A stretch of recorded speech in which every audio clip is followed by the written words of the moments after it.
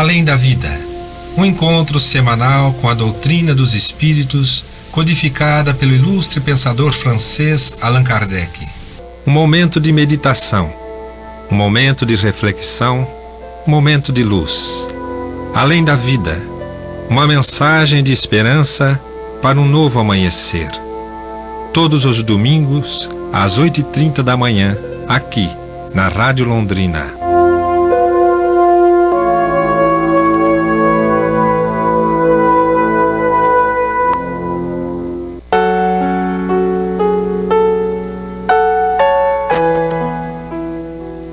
Bom dia, prezados ouvintes da Rádio Londrina. Aqui quem vos fala é a Teca, a Terezinha.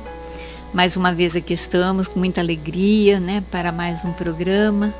Estamos hoje com o Antônio Marcos e a Michela. Bom dia, Antônio. Bom dia, Teca. Bom dia, Cacá. Bom dia, prezados ouvintes.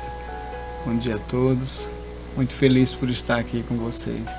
Que tenhamos um domingo, de muita paz, de muita luz, E que nós possamos absorver bem os ensinamentos da manhã e que eles possam ser sempre para nós, Eu costumo sempre dizer que os ensinamentos de Jesus é para nós a bússola orientadora, Que ela nos mostra sempre o caminho do amor, o caminho da retidão, Para que a gente tenha sempre esse amparo e essa força. Então, como primeiro momento, a gente vai passar para o momento espírita.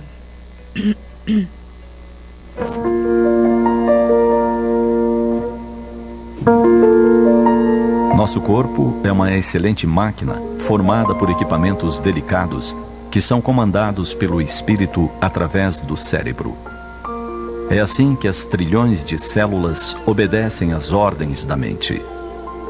Quando temos a propensão para o pessimismo, o ressentimento, o desamor, cargas nocivas são elaboradas e atiradas nos mecanismos encarregados de preservar nosso organismo, produzindo muitos males.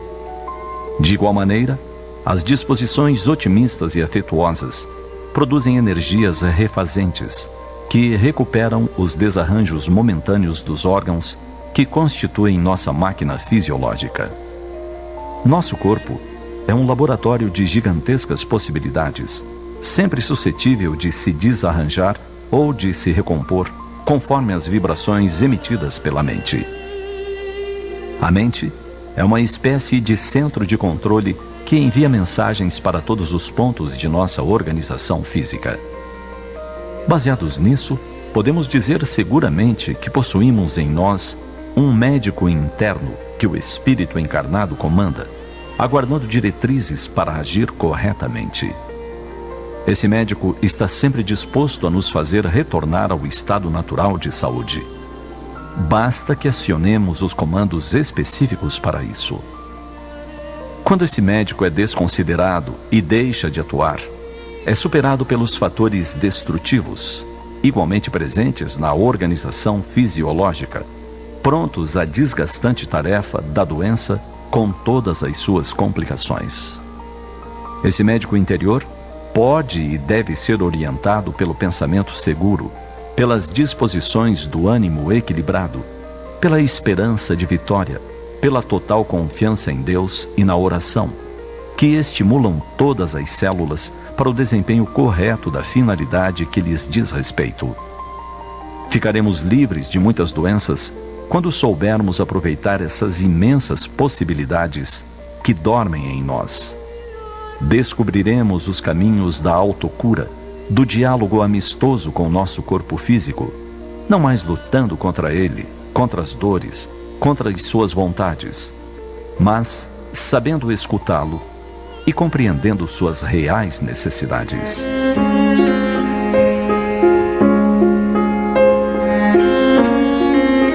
O médico interno necessita de paz para trabalhar. Ninguém consegue desempenhar um trabalho minucioso e delicado em meio à balbúrdia, à agitação. Silêncio. Proporcionemos a nós mesmos momentos de silêncio interior. Caso não tenhamos condições de fazê-lo por conta própria, peçamos ajuda. Utilizemos alguma das inúmeras técnicas de meditação, de autoencontro e de recolhimento disponíveis no mundo. Tranquilizemos a mente agitada. Façamos exercícios saudáveis. Mudemos o foco dos pensamentos. Agradeçamos pela vida. Agradeçamos pelo corpo que recebemos. Vibremos pela saúde dele, desejando que possa estar em plenas condições de usufruir as oportunidades da existência. Nunca nos revoltemos contra ele. Não sejamos inimigo de suas dores. Aprendamos com elas, porque estão apenas sinalizando um local que pede nossa atenção imediata, uma região em desequilíbrio. Desejemos saúde a nós mesmos diariamente, da mesma forma que desejamos aos seres que mais amamos. Cuidemos do corpo, dos sentimentos e emoções. Nosso médico interno fará o resto. Os textos do Momento Espírita estão à sua disposição na internet. É só acessar momento.com.br. Mais informações, ligue 41 3223 6174, Curitiba, Paraná.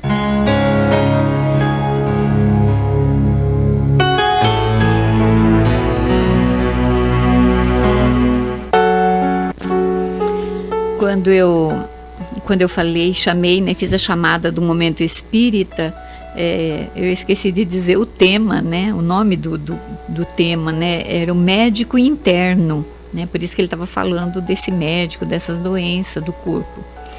E quem às vezes quiser interesse em rever essa mensagem ou outras mensagens, né, é só entrar lá no momento.com, que vocês vão ver essa e tantas outras, né, que nos traz mensagens tão importantes. Interessante a mensagem de hoje, ela sempre, eu falo assim que a espiritualidade ela trabalha, né, tão bem, e no caminho de vir para nós virmos até aqui, nós estávamos realmente comentando a respeito disso mesmo, sobre as doenças, né, e eu estava dizendo, né, que muitas vezes o estresse ele nos causa transtornos imensos, né? E eu estava dizendo assim que ultimamente eu tenho passado por uns estresses meio grande assim, e tudo refletia no corpo, né? Então começou assim, aparece uma coisa aqui, aparece outra coisa ali, e é doença que você imagina assim, meu Deus, mas de onde vem, né? Isso daí porque a gente se cuida, né? A gente não está fazendo nenhuma extravagância, nada para você ter esse tipo de doença. E o que isso ocasiona? Então, o que está ocasionando? É o estresse, é a cabeça cheia de problemas, agitação, e aí o corpo está refletindo isso daí, não é, Antônio? E o Antônio estava dizendo a mesma coisa, né? Exatamente. E eu me recordo de Jesus quando ele disse que não é o que entra pela boca do homem que causa problemas, né, como as extravagâncias. E não é que não causa, mas o que de fato causa maior problema é o que sai da boca do homem. É justamente o nosso falar, as nossas ideias que nascem, depois nós executamos com a nossa fala, o nosso desenvolvimento moral. Será que nós estamos prestando atenção no nosso comportamento?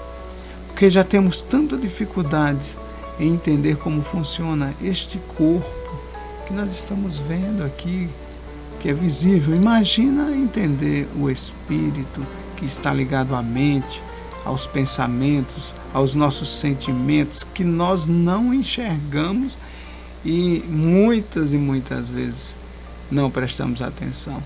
Mas nosso orgulho nos faz não ver. Mas nós temos sempre aqueles amigos que vêm e nos faz relembrar, que estão conosco, que nos faz relembrar das letras do Evangelho. Exatamente. E aí Jesus é o médico dos médicos, né? É o médico dos médico dos médicos. Então, é como eu estava dizendo, nessa situação muitas vezes de estresse ou de desequilíbrio, né? O momento espírita ali, a lição já nos fala. E esses desequilíbrios, né, justamente saem da nossa boca. Da nossa boca, sim, também. Também. E ele fala, então, para que a gente possa Silenciar. se manter calmo. Então, é aquela coisa, a meditação, né? Vamos meditar, vamos pensar em Jesus, tranquilizar a mente, porque o que tem que ser, vai ser. Né? A gente fala assim, geralmente no sentido de passar por um estresse. O estresse, ele está relacionado a um monte de coisa, ou às vezes excesso de trabalho, ou uma preocupação, ou alguma coisa que aconteceu e você não está conseguindo lidar com aquilo. E isso daí você começa a buscar caminhos, a buscar resultados. Soluções. E você acaba atropelando as coisas e isso vai refletir no teu corpo em questão de doença. Se você se acalma, deixa as coisas acontecerem, você vai pensando com mais calma, você vai conseguindo resolver as coisas com mais calma, mas a gente quer tudo para ontem. E aí a gente acaba se atrapalhando, né, Michela? E ele foi por isso que Jesus falou para nós, né, que os brandos e pacíficos herdarão a terra. Porque esse estado mental que ele falou, e assim como ele disse também, né, vós sois deuses, nós temos esse médico interno. Ou seja, nosso estado mental pode nos auxiliar ou pode nos atrapalhar. E olha que interessante, vocês estavam falando aí sobre doenças, né? Olha que interessante, às vezes nós temos duas pessoas com exatamente as mesmas doenças. Para uma parece ser um suplício, para outra ela passa. Por quê?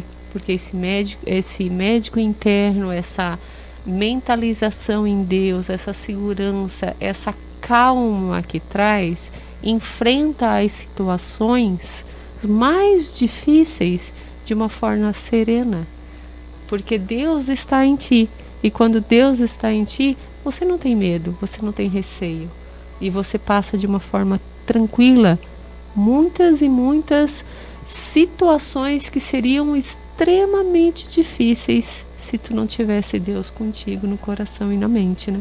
É verdade. E tudo passa, né? Não foi isso que a mensagem de Maria de Nazaré disse ao Chico? Tudo passa, então não adianta a gente ficar assim se atropelando toda, porque o que tiver que ser vai ser e vai passar, né? Assim como as doenças, mas a gente tem que se cuidar, tem que estar atenta e sempre pensar que a oração também é um grande remédio. Bom, gente, mas então nós vamos voltar, né, ao estudo do livro Atos, Vida e Atos dos Apóstolos, que nós estávamos estudando e a gente deu uma paradinha nesse livro e hoje a gente vai retornar com os estudos do livro. No último programa que nós fizemos acerca desse livro, nós falamos acerca de Estevão no Sinédrio, né? Então, Estevão foi chamado até o Sinédrio para responder algumas questões que os doutores das leis, lá, os sacerdotes, achavam que ele estava intransigindo, né? Estava burlando algumas leis, e ele foi então levado ao Sinédrio como blasfêmia, acusado de blasfêmia, de caluniador e até de feiticeiro, né? Porque Estevão realizava curas. E uma das curas que ele fez foi exatamente quando Paulo estava presente, Saulo na época, né? Ele estava presente, então ele foi chamado ao Sinédrio então, para responder a essas questões. E hoje nós vamos falar então acerca da defesa de Estevão e da sua morte.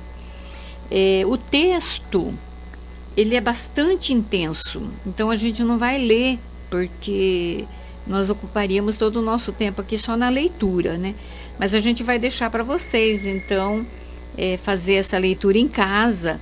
Ela tá, essa defesa ela tá em Atos, no capítulo 7, tá? É só dar uma procuradinha lá que vocês vão encontrar todo esse texto ali em Atos, no capítulo 7, tá bom? Mas Estevão, ele conhecia, então ele era um profundo conhecedor do Antigo Testamento. Ele sabia do que ele falava, ele sabia de tudo que estava lá na lei. E quando ele vai para fazer a sua defesa, ele faz uma dissertação assim longa, né, acerca do povo hebreu. Ele começa então falando lá do começo do Antigo Testamento. Ele começa a falar tudo sobre Moisés, sobre tudo que aconteceu durante a permanência de Moisés enquanto lá no deserto. Então ele vai chamar, ele fala sobre José, ele fala sobre as descendências. Então ele faz uma dissertação grande sobre isso daí. E isso tudo não é bem visto também pelos sacerdotes, porque quando ele faz esse discurso todo, em algumas coisas eles acabam discordando e acabam ficando bravos, né? Até Kair Bar-Schutter, ele fala aqui no livro que os sacerdotes eles chegavam a ranger os dentes. Tamanha era a ira que ele ficava, porque Estevão, como um profundo conhecedor que ele era do Antigo Testamento, e também de Jesus, ele era um cristão, ele havia se tornado um cristão, né? Ele defendia também as ideias de Jesus, e isso não ia de encontro àquilo que os sacerdotes queriam. Então eles ficaram muito bravos. Mas a gente percebe, e durante a leitura, e no livro Paulo Estevão, né, que a gente lê sobre essa defesa de Estevão, fala também sobre a serenidade, né, Antônio, que Estevão tinha, né? Sim, ele se mantinha muito calmo, né? Ele não se enraivecia, ele permanecia tranquilo. E ele fazia com que aqueles homens, os fariseus da época, os sacerdotes da época, relembrassem de como tudo aconteceu, desde Abraão. Ele fala da descendência de Abraão, ele diz: Abraão gerou Isaque e o circuncidou ao 8º dia, e Isaque gerou Jacó, e Jacó aos 12 patriarcas. E os patriarcas, tendo inveja de José, venderam-no para o Egito. E a história de José, essa história da inveja, nós entendemos, nós os espíritas entendemos já que é percebido pelo próprio Isaac a capacidade desse filho e a missão que ele tinha, porque seu espírito era elevadíssimo. Também tinha muita humildade e muita serenidade, porque a história de José é fascinante, o que ele sofreu, as humilhações que ele passou, e ele permaneceu íntegro, permaneceu puro naquela missão de trazer um comportamento diferente, que era relembrando aquilo que o próprio Estevão estava falando sobre o Cristo, porque o Cristo vem continuando essa história. E os sacerdotes vêm cometendo o mesmo erro desde lá, desde esse momento da inveja dos irmãos quando vendem a José. E José, trazendo na sua própria história, trazendo o povo hebreu, está lá nas Escrituras, trazendo para nós essa moral. Desde lá já vem esse sentido da moral, para nós combatermos em nós o próprio orgulho, o próprio egoísmo, porque essa coisa da inveja entre irmãos é milenar, sempre existe. Nós vamos encontrar nos dias de hoje, trazendo para os dias de hoje essa ideia, irmãos que brigam por bens materiais, um com inveja do outro, um que cuidou de um parente até mais idade e depois os demais que não cuidaram querem ter posse nos bens quando aquele parente vai embora, um pai, uma mãe, um avô, por inveja. Quer dizer, esses sentimentos que nós deveríamos ter combatido muito antes, que faz parte da defesa do Estevão. Ele vai buscando defender o ponto de vista dele, de que ele não está falando nada diferente do que traz as letras do Velho Testamento, que ele vem trazer de que isso está ali, e que nós que estamos muitas vezes cuidando e estamos nos comportando dentro da nossa religião, às vezes como líderes de grupos, às vezes nós não prestamos atenção no nosso comportamento. Não temos essa serenidade que o nosso Estevão tinha, mesmo sendo acusado do que ele não fez, se mantinha tranquilo, não se revoltava e explicava de forma exemplar tudo aquilo que Jesus já viveu, já tinha vivido, que era esse amor. Amai-vos a Deus sobre todas as coisas, amai-vos uns aos outros como eu os amei. Esse amor. Então Estevão vem trazendo isso, e é complicado esses homens dessa época, espíritos ainda em dificuldades de entender, de largar esse osso, de querer largar o poder, sempre com medo de perder, e fazia com que isso criava situações para prender o Estevão e posteriormente levá-lo à morte. É porque a fúria desses sacerdotes, né, era porque eles achavam que Estevão, defendendo Jesus, e que Jesus, eles estavam contra a lei de Moisés, né? Ensinava algo contrário, que na verdade não era. Ensinava exatamente a pureza dessa lei. Sim, eles faziam se cumprir essa lei. E no capítulo 1, né, do Evangelho, Jesus fala assim, Kardec vai explicar bem isso tudo, e dizendo assim, que eu não vim destruir a lei, né, mas fazê-la cumprir. E ele faz. E aí, no item 3, vai dizer assim, Jesus não veio destruir a lei, isto é, a lei de Deus, veio cumpri-la, desenvolvê-la, dar-lhe o verdadeiro sentido e adaptá-la ao grau de adiantamento dos homens. Quanto à lei de Moisés, propriamente dita, ele, ao contrário, modificou. Porque ele modificou, mas ele modificou a lei do homem, não a lei divina, que é temporal, que é uma lei que muda constantemente. Que é conforme os costumes da época. Por costume, e tem muito assim, né? Tem muito de interesse também nas leis do homem, né? Muitas vezes eles fazem a lei pensando no seu próprio interesse, no seu próprio bem. Essa lei de Moisés, então, que é a lei do homem que ele fez para conter aquele povo, que era um povo indisciplinado, era um povo ainda meio rude, essa lei Jesus modificou. Mas a lei divina, o decálogo, Jesus não modificou, ao contrário, ele fez dela ele resumiu ela em 2 leis, né, que é amar a Deus sobre todas as coisas, né, Michela, e ao próximo como a si mesmo.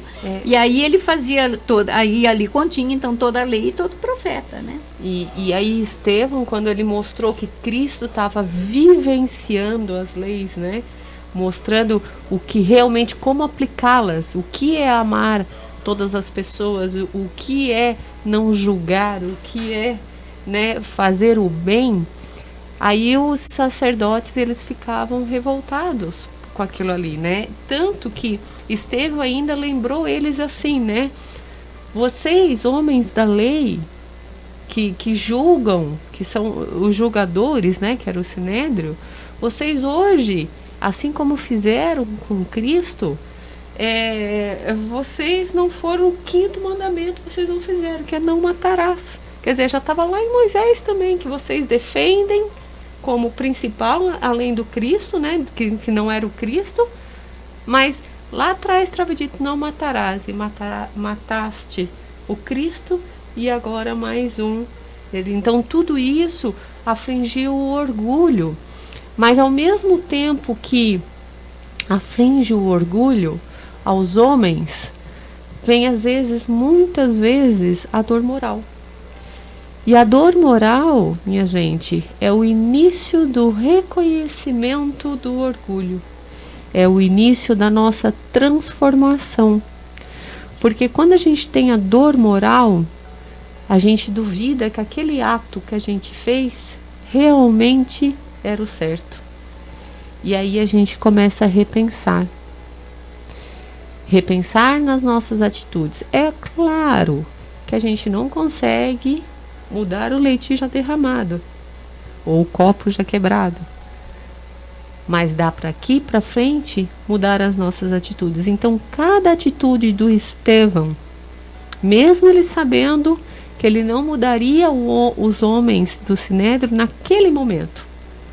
Mas aquilo ali faria parte da modificação futura de cada homem daquele do Sinédrio.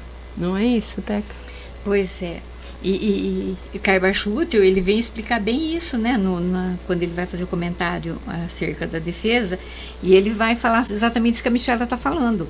Ele diz assim: aquela gente que se constituir à guarda da lei e os juízes da justiça, embora tivessem diante dos olhos o quadro do decálogo com os seus preceitos para se orientar na tarefa que assumira, violando o reino dos céus, não tardaria a desobedecer o 5º mandamento que ensinava nas suas igrejas: não matarás. E condena então Estevão à morte por apedrejamento. Então nós vemos que muitas vezes a lei, ela existe, todos a conhecem, e principalmente as leis divinas e tanto quanto as leis do homem, nós temos conhecimento dela, a gente sabe que ela está ali, que é o nosso direcionamento, mas a gente muitas vezes a usa em interesse próprio, não é? Porque eles tinham todo esse decálogo, eles tinham esse mandamento, eles estavam acusando Estevão e a Jesus de estar burlando a lei de Moisés. No entanto, eles próprios, por interesse, eles matam Estevão. Por quê? Porque o orgulho, né, Antônio, ali falava mais alto, não é? Exatamente. Nós costumamos fazermos confusão nessa questão da lei de Deus e a lei temporal humana. E a lei de Deus, ela é única. Ela será sempre a mesma. O universo é o mesmo o tempo todo. Allan Kardec, em A Gênesis, quando vai falando os tempos são chegados, falando desse momento de regeneração, ele fala da unicidade de Deus, do poder de Deus controlando tudo. E de que, onde parece haver perturbações, sempre há movimentos parciais e isolados, que ele fala assim. E ele nos faz lembrar, Allan Kardec disse que Deus está sempre enviando espíritos, os seus ministros, para nos alertar do que é essa essência da lei de Deus. Nesse momento que nós estamos revendo aqui a defesa de Estevão, Estevão faz relembrar desde o início o movimento do povo hebreu, mostrando toda a história, mostrando o que aconteceu, toda essa luta desse povo e como age a lei de Deus. A lei de Deus está ali, está na serenidade de Estevão, está na simplicidade, na sua humildade, está nele trazendo a lembrança do amor, nessa calma, nessa paz que ele transmite, mesmo sendo acusado de coisas indébitas, coisas que ele não fez. E ele faz lembrar de que nós burlamos essa lei. Ele nos faz lembrar. O seu Chuto, através do livro, também nos faz relembrar de que continuamos, mesmo tempos depois, continuamos burlando essa lei. É a lei de Deus, achando que isso vai passar impune. Mas Jesus, como a Teca citou lá no capítulo 1 do Evangelho segundo o Espiritismo, ele diz: eu não vim mudar a lei de Deus, mas eu vim fazer cumprir. Eu vim fazer cumprir. E nós, que burlamos a lei de Deus, achando que estamos fazendo correto a preço do nosso próprio orgulho, do nosso próprio egoísmo, nós achamos que estamos fazendo certo, que estamos dentro da lei, nós vamos fazer com que o sofrimento chegue aos que estão passando por isso, mas mais ainda, que essa dor moral, quando nós aprendemos, quando nós entendemos de que estávamos no caminho errado, isso vai fazer com que o nosso orgulho seja humilhado e nós vamos sofrer por essa ausência, essa vontade de querer realmente executar o poder de Deus, ao invés de querer fazer o meu poder, porque quando eu estou no poder eu não quero perder. E as nossas instituições ainda hoje se encontram nesse modelo arcaico. É necessário mudar. É necessário mudar essa visão de querer combater o outro. Nós temos aprender com Paulo que o maior combate é o combate a si mesmo. É o combate às nossas próprias mazelas, os nossos próprios defeitos. Quando aprendermos isso e formos para as instituições com esse ponto de vista, com certeza nós estaremos contribuindo para a aceleração desse mundo de regeneração, que virá, porque a lei do progresso é inevitável. Me lembra, viu, Antônio, uma parte lá do Nosso Lar, né, que ele fala assim, filho, reavalie os seus atos, olhe como está impregnado de orgulho, e olha como é, sim, porque assim, até na família, né, a gente tá, não vamos botar num local pequenininho, aí a gente tem aquele que manda mais, porque traz o dinheiro para dentro de casa, vamos dizer assim, né, o que manda menos, o que tem que obedecer. Olha como está impregnado de orgulho, de poder. A gente quer o tempo inteiro dizer quem manda. A gente não divide, a gente não acolhe, a gente não transforma em serenidade o nosso lar, porque a gente quer mostrar quem manda. Então olha como os nossos atos estão impregnados de orgulho. E aí, ainda nessa história, depois que o Estevão é condenado ao apedrejamento, que ele começa a sentir as dores do apedrejamento, né? Que ele relembra de Cristo e diz, nossa, se o meu mestre sofreu muito mais do que eu, o que eu estou reclamando do quê? E ele entra novamente nesse estado mental que a gente falou antes, que o estado mental é tudo. Ele entra nesse estado mental com Deus. E neste momento, antes da sua morte final, né, com as suas feridas abertas, ele vê Cristo na sua frente, passando a mão em cada ferida. E ele sente mais paz e uma serenidade incomensurável. Uma tranquilidade que naquele momento ele fala assim, erguendo sua voz, ajoelhado em sinal de humildade, suplicante, clamou ao Senhor, Senhor, não lhes impute este pecado. Maravilha. Lembrando Cristo na cruz, né? Eles não sabem o que fazem. Não sabem o que fazem, é verdade. Maravilhoso, maravilhoso. Dentro dessa, no livro Paulo Estevão, quando ele vai falar sobre a defesa, né, Michela, a defesa, o Estevão está fazendo a sua defesa, tem um texto que eu achei bastante interessante e que nos serve também. Ele diz assim, eu vou ler, um trecho não é muito longo, ele diz assim, muito falais da lei de Moisés e dos profetas, todavia, podereis afirmar com a mão na consciência a plena observância dos seus gloriosos ensinamentos? Olha que chamada. Não estareis cego atualmente, negando-vos a compreensão da mensagem divina? Aquele a quem chamais ironicamente o carpinteiro de Nazaré foi amigo de todos os infelizes.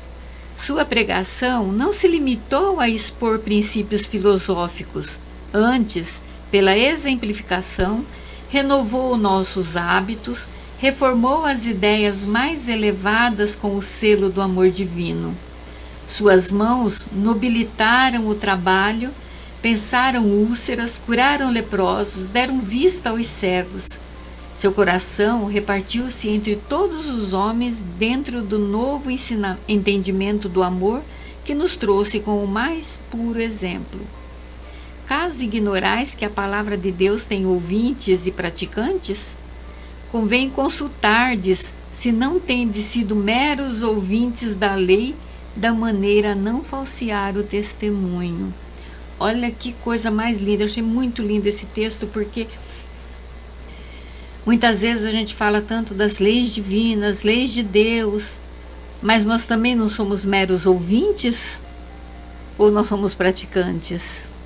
São coisas que a gente tem que estar meditando, porque muitas vezes eles defendiam muito a lei, mas eles não a praticavam. Ao contrário, quando eles praticavam contrário à lei, aquilo que não era da lei. Então nós vemos que só você ouvir é importante você ter a teoria, mas mais que tudo a prática, porque Jesus o tempo todo, ele mostrou através dos seus exemplos aquilo que ele falava. Ele só não falava, ele fazia, né, Antônio? Vivia. Ele vivia aquilo. Vivia intensamente. Maravilhoso. Nós estamos vivendo esse momento, relembrando tudo isso. Como tudo se encaixa. A Michela relembrando o momento interno nosso, o médico interno, da lição do momento espírita, né? Dessa hora que falou do momento interno, quando Michela fez essa comparação desse ser interno nosso, dessa energia interior que nós temos que ter, desse movimento, nós temos que olhar para dentro de nós mesmos.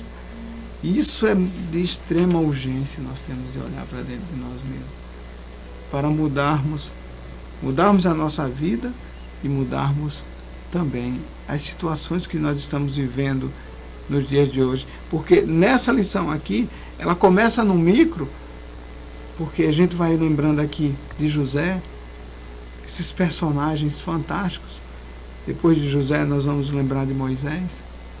Moisés chegando a ir embora, porque ele, em defesa de um hebreu, ele mata um egípcio, e ele vai embora. Depois dos 40 anos, vai embora lá e ele constitui família no meio dos pastores. E ele diz que não quer mais voltar para aquele ambiente. Só que ele é relembrado pelo anjo de Deus, de que ele tinha uma missão que era libertar esse povo. E no primeiro encontro dele com esse anjo, o anjo diz assim para ele: tira a sandália dos teus pés, porque aonde tu pisas é solo sagrado. Humildade, você precisa ter humildade. Essa lição serve para todos nós, é uma lição, parece simples, mas até hoje nós temos dificuldade de ter humildade. Nós queremos estar mandando, nós queremos estar impondo ideias. Como Michela lembrou bem, isso começa nos nossos lares, nosso comportamento. E veja que a lição, ela tem personagens, parece que um só, e eles vão aumentando. Depois de Moisés, vem Jesus. Jesus vem e vive tudo isso. Agora relembrando o Estevão, relembrando Jesus, relembrando a sua passagem. Ele viveu tudo isso novamente, fazendo cumprir-se a lei. E nós não entendemos e o matamos.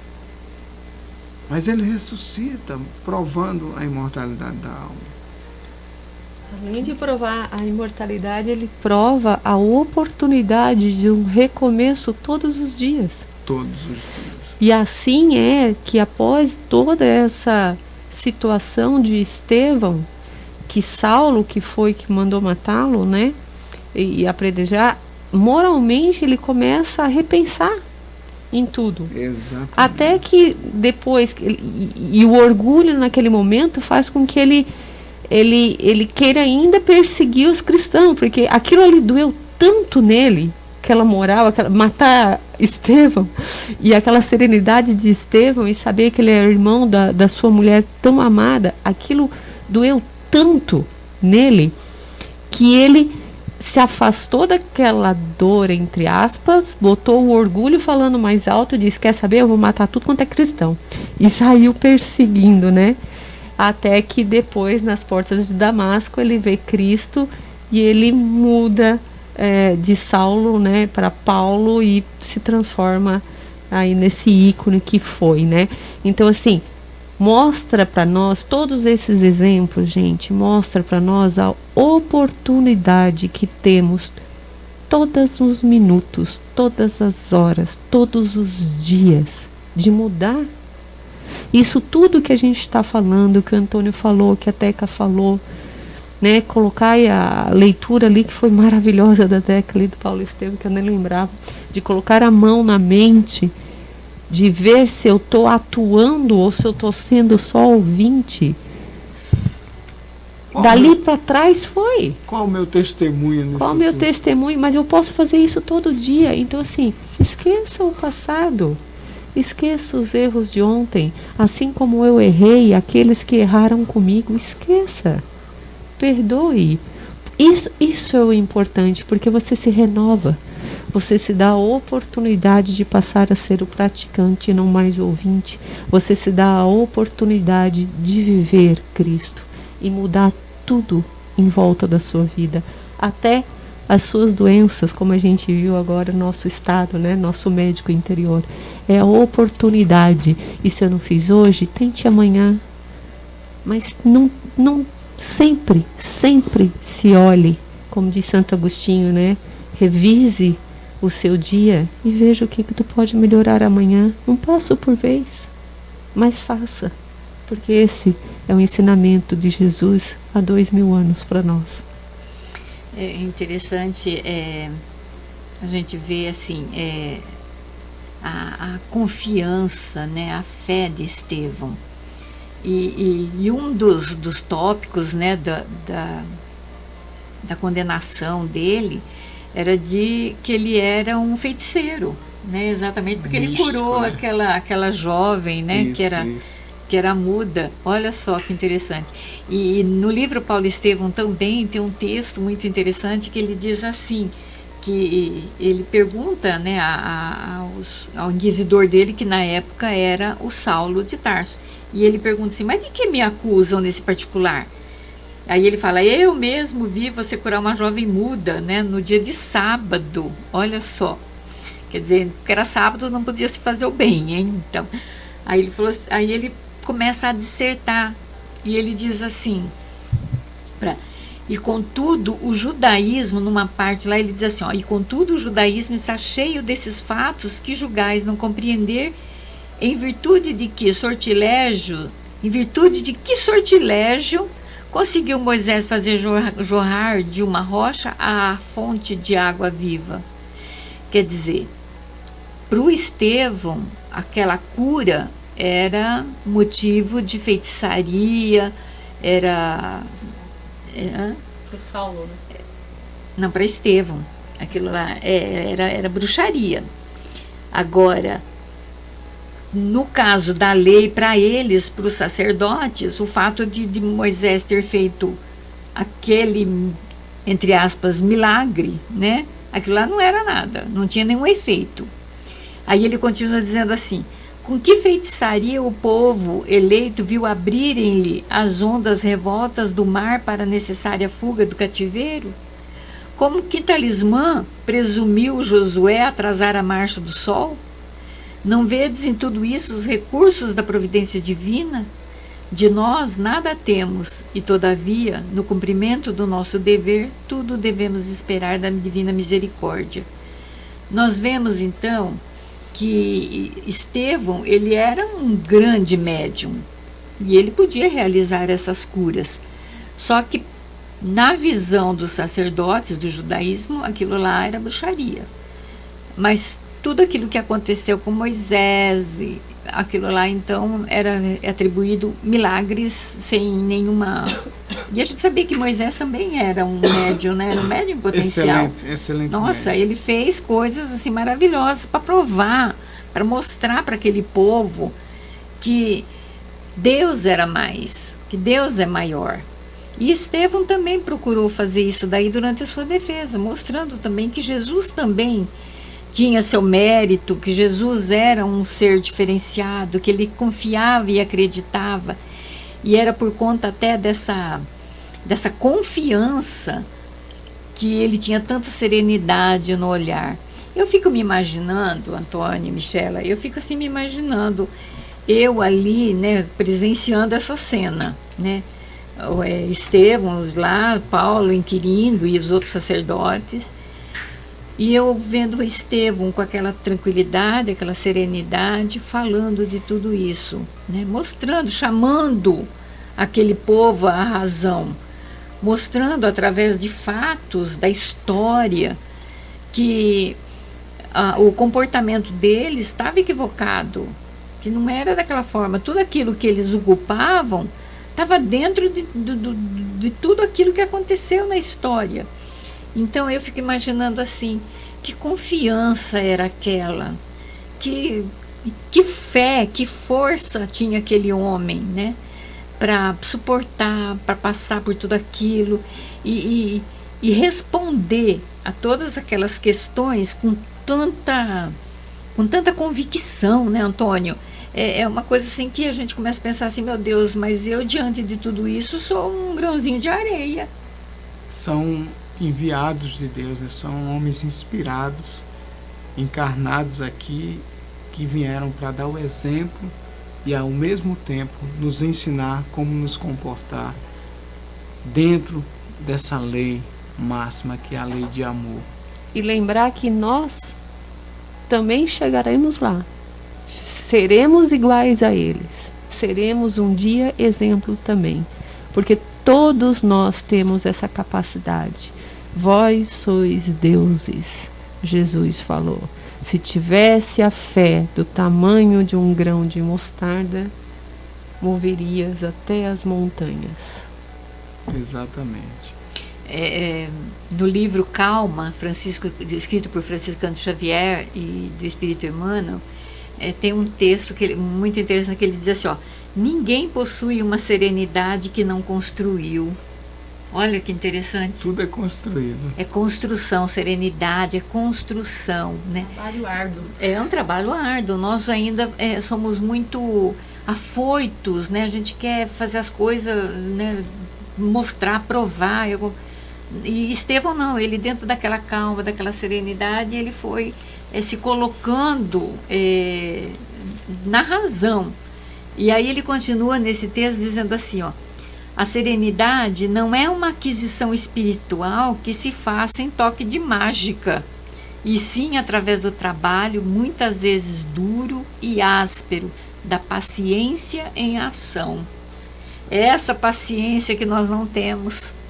A gente não tem a paciência, às vezes, de esperar, a gente não tem a paciência de aguardar a situação.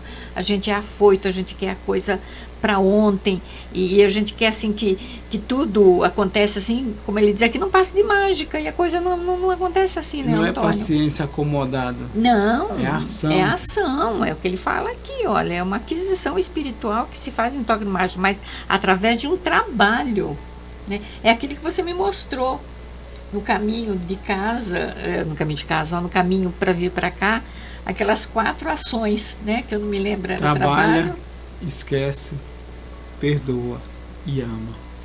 É isso que nós temos que fazer, trabalhar, esquecer aquilo que já passou, que já foi, que não tem mais como, a gente tem que tirar de lá lições, sim, a gente tem que tirar de lá lições que vai nos auxiliar para o futuro, mas a gente não tem que ficar vivendo do passado, a gente tem que esquecer aquilo lá.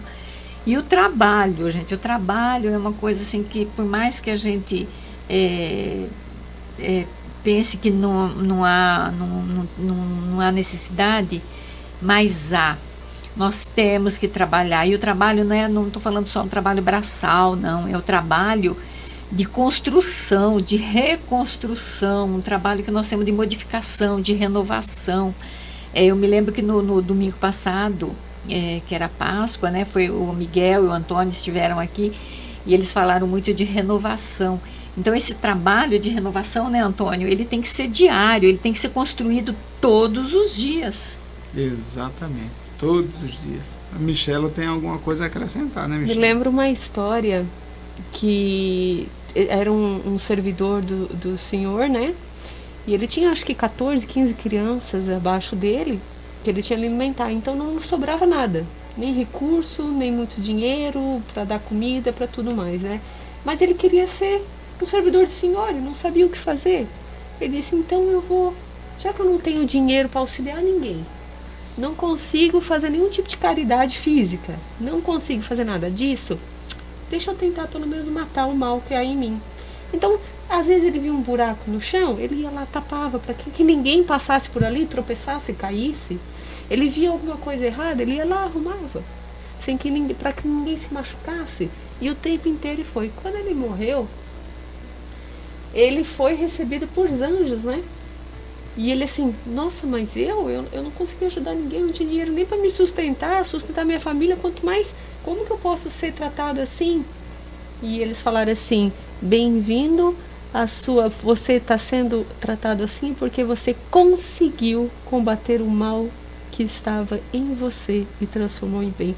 Bem-vindo pela sua vitória, nós estamos aqui orgulhosos de te recebendo. Então é isso, né? Cada um escolhe um negocinho e trabalha para mudar ele dentro de si. E depois que terminou esse, pega o próximo. É verdade. Bom, bem lembrado. E a gente tem que estar sempre pensando que a nossa vida, a nossa verdadeira vida não é aqui. Não é essa, né? A verdadeira vida é essa que Estevão já havia entendido e que no momento crucial dele aqui, ele já sabia que ele já vislumbrava o reino de Deus, a verdadeira vida, que é a vida espiritual, né? Não é aqui. Nós aqui estamos só de passagem para aprender um pouquinho mais. Mas no item 4 do primeiro capítulo ainda do Evangelho segundo o Espiritismo, Kardec explica, não é Kardec não, deixa eu ver quem é que fala isso daqui. Não, é Kardec mesmo. Kardec. Ele diz assim, ó: Jesus vier ensinar aos homens que a verdadeira vida não é a que transcorre na terra, e sim a que é vivida no reino dos céus. Vier ensinar-lhe o caminho que a esse reino conduz, os meios de eles se reconciliarem com Deus e de pressentirem esses meios na marcha da coisa por vir, para a realização do destino humano. E aí a gente vai lembrar de uma fala de João, que está lá em capítulo 4, versículo 20, acho, não, capítulo 4, versículo 20, que ele diz assim: se alguém diz eu amo a Deus e aborrece a seu irmão, é mentiroso, pois quem não ama seu irmão ao qual viu, como pode amar a Deus a quem não viu? E a gente vê então que nós estamos aqui nessa terra para amar independente. Se eu amo a Deus, eu tenho que amar meu irmão. E é o ensinamento que Jesus nos traz. Ama a Deus acima de qualquer coisa e ao próximo como a si mesmo. E nós, gente, temos que começar como a Michela citou ali de Santo Agostinho, a gente tem que começar a olhar para dentro de nós mesmos e começar a nos observar. Eu me amo? É a primeira pergunta. Eu me amo? Porque se eu não consigo me amar, eu também não vou amar meu irmão. Então essa renovação, esse trabalho de renovação, ele já tem que começar por ali, a nos amarmos e aí então estender esse amor aos outros. O que a gente tinha para conversar é isso, né? Talvez tinha bem mais coisa para colocar, mas o tempo não vai dar. A gente vai se despedindo aqui, né, Antônio? Agradecendo então a atenção de todos, desejando a cada um domingo de paz e uma semana de muito amor a todos. Verdade. Lembrando sempre de que a nossa vida está baseada no trabalho, em esquecer os nossos próprios erros, em perdoar os erros nossos e os erros dos outros e aprendermos a amar. Amemos uns aos outros como Jesus nos amou. Muita paz e um bom domingo a todos. Bom domingo, lembrai-vos todos que nunca estaremos sozinhos, porque Ele disse que sempre estará conosco. Então que Jesus acompanhe seus lares e suas vidas. Desculpa. A gente vai passar então para o Zé Antônio, que ele vai fazer o relato final, quando ele vai nos falar sobre o Velho e o Novo Testamento.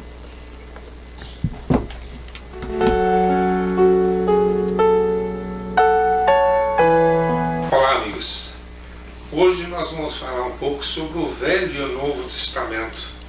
E para isso nós vamos nos recorrer a Allan Kardec, na abertura do seu Evangelho segundo o Espiritismo, no capítulo 1, quando ele coloca o capítulo Não Vim Destruir as Leis, ele começa com as 3 revelações, Moisés, Cristo e o Espiritismo. Nós vamos só colocar os comentários de Allan Kardec, apresentar para aqueles que não conhecem, relembrar aqueles que conhecem sobre Moisés e sobre Jesus, só para a gente depois concluir com uma análise bastante resumida, mas muito profunda, que Emmanuel, através da psicografia de Chico, nos faz na comparação entre o Velho e o Novo Testamento. Mas Allan Kardec já nos traz muitas informações quando ele diz assim nesse primeiro capítulo: Moisés. A lei de Moisés é composta por duas partes distintas: a lei de Deus, recebida no Monte Sinai, e a lei civil ou disciplinar estabelecida pelo próprio Moisés. A lei de Deus, diz Allan Kardec, é inalterável. A outra, de Moisés, é apropriada aos costumes, ao caráter do povo e se modifica com o tempo. A lei de Deus está formulada nos 10 mandamentos. Vamos recordar? Eu sou o Senhor teu Deus, que te tirei da terra do Egito, da casa da servidão. Não terás outros deuses estrangeiros diante de mim. Esse é o primeiro e continua. Não tomarás em vão o nome do Senhor teu Deus. É o segundo. Lembra-te de santificar o dia de sábado. Honra teu pai e tua mãe. Não matarás. Não cometerás adultério. Não roubarás. Não prestarás falso testemunho contra o teu próximo. Não desejarás a mulher do teu próximo. Não desejarás a casa do teu próximo, nem seus servos, ou sua serva, nem seu boi, seu asno, ou qualquer coisa que lhe pertença. Essa é a lei para todos os tempos, que é a lei de Deus, apresentada a Moisés no Monte Sinai. E serve para todos os países, para todas as épocas. Por isso mesmo ela tem um caráter divino.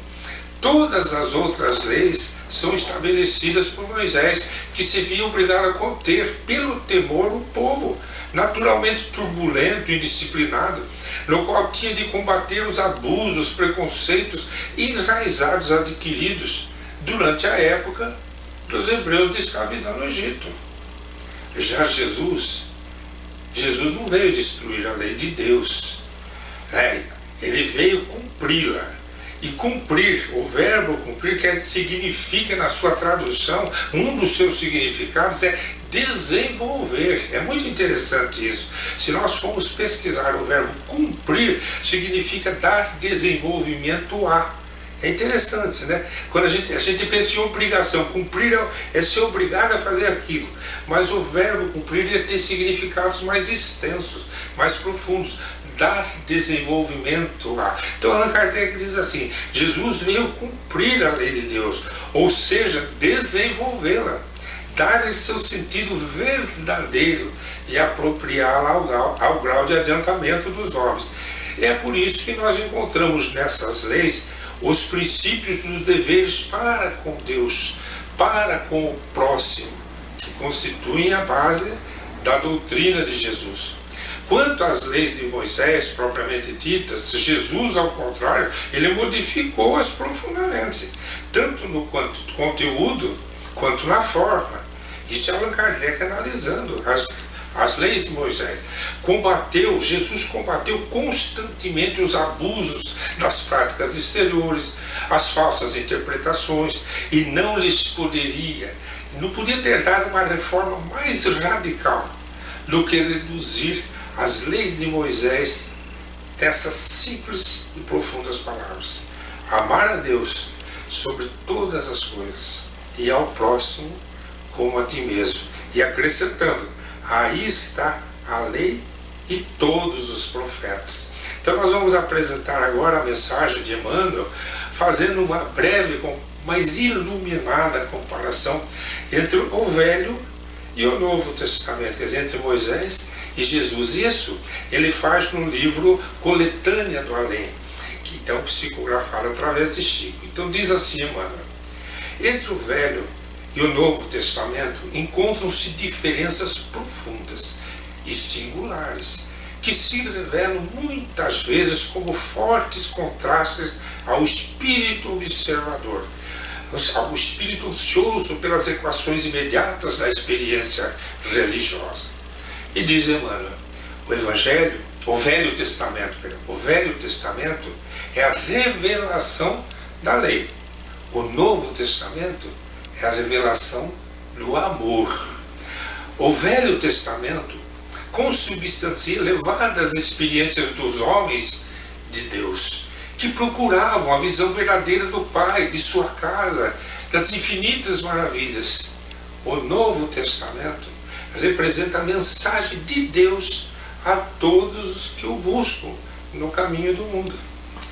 Com o Velho Testamento, o homem bateu à porta da morada paternal, perseguido pelas aflições que lhe flagelavam a alma, atribulado com os problemas torturantes da vida. O Evangelho é a porta que se abriu para que os filhos amorosos fossem recebidos. No Velho Testamento, a estrada é longa e vezes se encontra as criaturas humanas desfaleceram entre os sofrimentos e as perplexidades. No Novo Testamento, é a estrela da manhã espiritual resplandecendo de amor infinito no céu de uma nova compreensão. No Velho Testamento, é o esforço humano. O Evangelho é a resposta divina. A Bíblia, diz Emmanuel, reúne o trabalho santificador e a coroa da alegria. O profeta é o operário.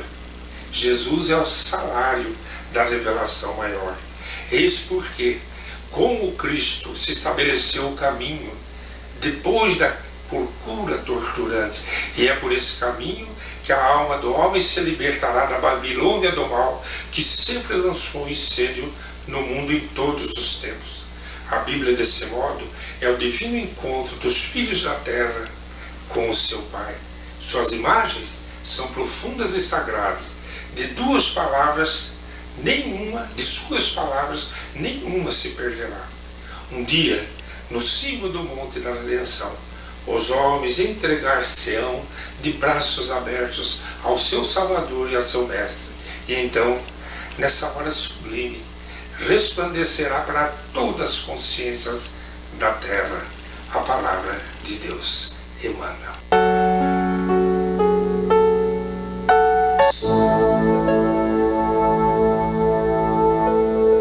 Além da vida, um encontro semanal com a doutrina dos espíritos, codificada pelo ilustre pensador francês Allan Kardec. Um momento de meditação, um momento de reflexão, um momento de luz. Além da vida, uma mensagem de esperança para um novo amanhecer. Todos os domingos, às 8h30 da manhã, aqui, na Rádio Londrina.